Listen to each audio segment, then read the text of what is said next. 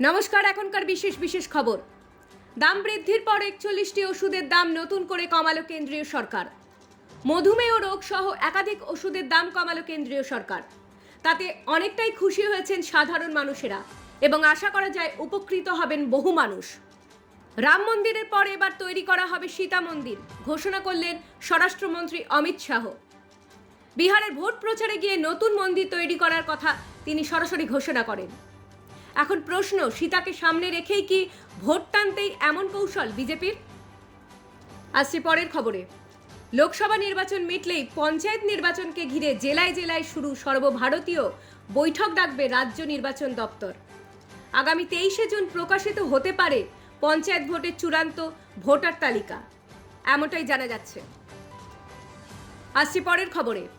চলছে আন্তর্জাতিক সাঁতার প্রতিযোগিতা। সেই প্রতিযোগিতায় সিঙ্গাপুরে নামলো রাজ্যের দুই সাঁতারু সমীর বর্মন ও বিনীত রায়। এই দুই কৃতীকে সাফল্য কামনা করেছেন রাজ্যবাসী। এখন এই পর্যন্তই, ফিরব পরের খবর নিয়ে।